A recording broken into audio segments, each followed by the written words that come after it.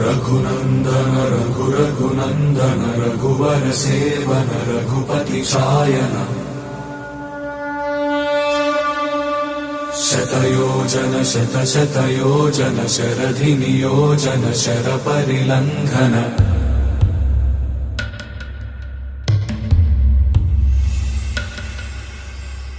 Raghunandan